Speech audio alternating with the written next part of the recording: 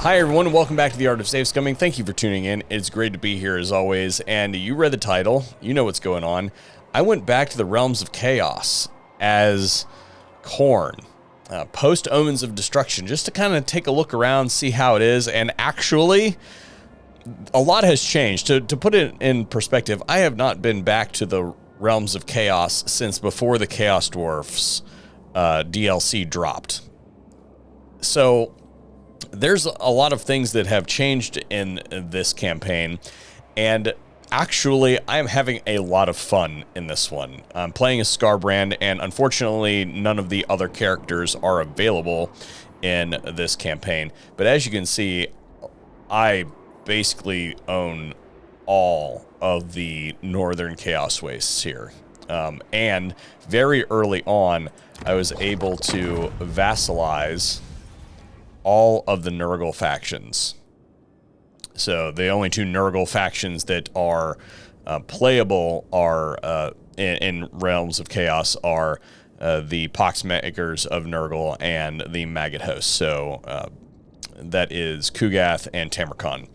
There is a minor Chaos faction aligned with Nurgle in the lower part of the Chaos Waste, and there is another one located here as well, and I'm actually considering coming back to the Realms of Chaos as Kugath. I played around a little bit with Tamarkon before I decided to play a Khorne campaign, just to kind of see what it was like, and it looks to me like the Tamarkon campaign isn't unique to the Realms of Chaos. It's basically the same exact campaign as in Immortal Empires, so that didn't really hold anything for me. I think what's cool about Kugath's position is he starts in the Northern Chaos Wastes in this campaign, so you don't have to do any migratory stuff. So it might be interesting because you basically start here, and then Tamarkon's here, and then there's a minor Nurgle faction here, and then there is another minor Nurgle faction here. So if you eliminate Nakari and Skarbrand, then very quickly you own the Northern Chaos Wastes Nurgle aligned. And so I think that would be interesting. I might consider playing that in the background as an aside campaign, in addition to the normal content that I do. But how is Khorne looking in this Realms of Chaos campaign? So I am on my second soul, and it's turn 65, and basically I'm out of things to do.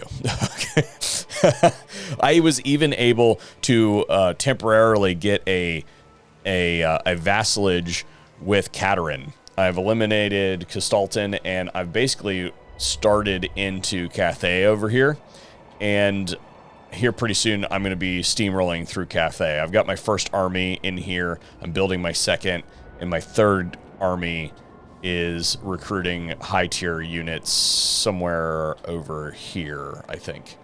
And this campaign effectively is over. Greasus is on his last two settlements.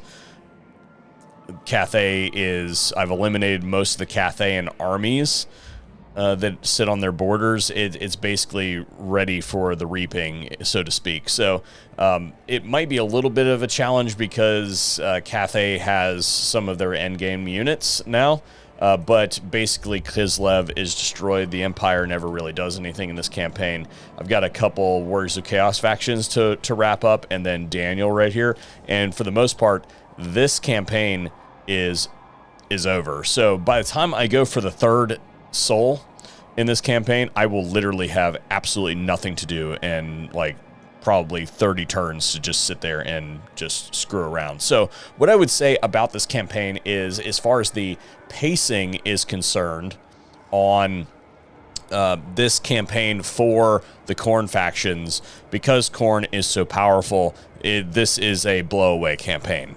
Very, very quickly do you establish supremacy. I am strength rank 1, and I've been strength rank 1 for like 30 turns.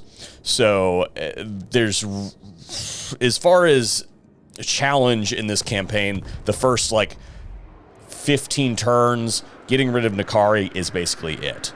After you've done that, you're basically on full steamroll, and with all of the ways to jump around on the map, there's really not a ton of things that will stand in your way. Now, as far as fun factor is concerned, supremely fun. I will say that in addition to this mechanic of being able to jump all over the map, having the rifts available to just rampage, I'm not even trying very hard, and I've got 300 some thousand favor here. Skulls have not been a problem for probably 30 turns as well. They just constantly rake in. You just go around and blow everything up. So if you're looking for a throwaway campaign that is just, I want to destroy the world, but you don't want to deal with the large map, then having this map with a lot of factions concentrated in a small area kind of makes it very in your face. So I do like that aspect of it for a Khorne campaign. I would put this kind of close to standard endgame crisis difficulty when it comes to Khorne. Now, when you do like ultimate endgame crisis in Immortal Empires, obviously that's going to be a little bit more challenging. But there's a lot more aggressiveness in this campaign because everybody is so concentrated. Like, I would put it like this: very rarely in Immortal Empires do I see Greasus take 20 settlements. Very rarely in Immortal Empires do I see Katerin take 25 settlements. You see what I mean? Like, she's all the way down here in the Empire. Or she was. Yeah, all the way down here in the Empire. We don't see Scrag take... I haven't fought Scrag at all. How's he doing? Scrag is sitting at 9 settlements, but he was moving into the Empire. You see what I'm saying? So there are things that I don't typically see in a standard Immortal Empires campaign, and going back to this one was a little bit of fun. I have to say. Now, I'm pretty much done with this campaign. I'm probably not going to continue it after this video, but I want to kind of show you guys how the state of the Realms of Chaos map is currently. There's still some things that haven't been buttoned up from the original campaign programming that I've noticed. Like, I randomly got a Chaos cult, or excuse me, a Khorne cultist for a mission, and he had no skills. He had no ability to do anything on the campaign map or anything like that. So there are a few things that just haven't been refined. I think that they probably haven't been focusing on this one quite as much, which is probably a good thing, because the premier campaign is the grand strategy campaign.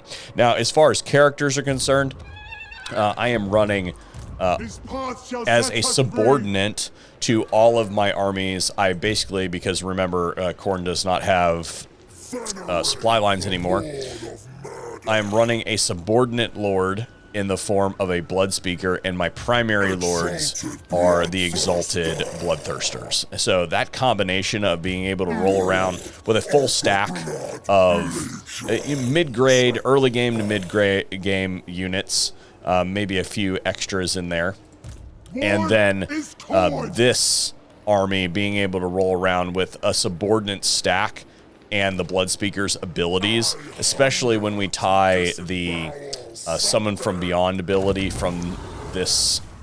no, it's this one right here. Summon from Beyond with the Bloodspeaker's capabilities to make them last longer.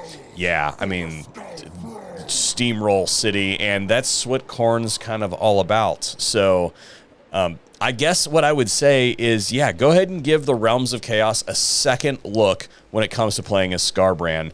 And what I will do is I'll go ahead and start up a Kugath campaign and report back to you after I've got that campaign moving a little bit and see how that one feels. Because I think that what's interesting about Realms of Chaos is you end up building this building, this building right here, to prevent the rifts from spawning, and this building doesn't do anything for Khorne except for corruption.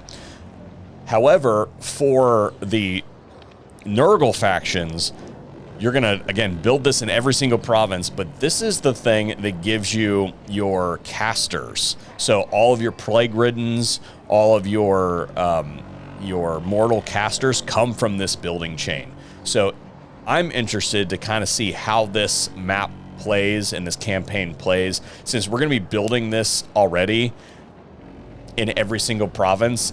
I think that we're going to end up with huge stacks of like sorcerer type stuff, and that might be really interesting, because if you look at like my hero capacities, because this is a very profitable building for Khorne, if you go in here and look, I mean, I've got exalted heroes out the ass, and same thing with my cultists. Like, I've got 9 active and 5 active. The Blood Reapers, considerably fewer of those on the map, because I tend to run the more mortal-based settlements. Actually, I don't have a Blood Reaper building there. Blood Reapers 6 available, right? So considerably fewer of those. And actually, now that I look at that, this guy, Disciplined, let me go ahead and get him, do this, and we'll go here.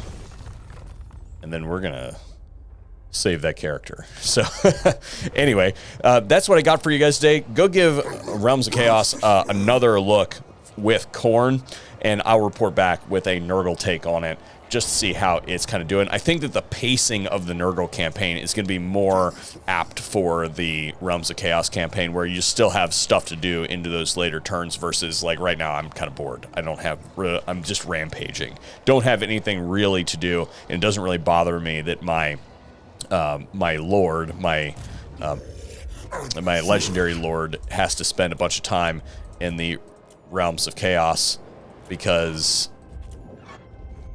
he's got a full stack of Chosen, and he's just burning through this over here. But anyway, that's what I got for you guys today. Thanks for tuning in. Hopefully we'll see you in another video here at the Art of Scumming.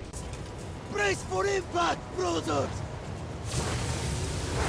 Legion makes claim!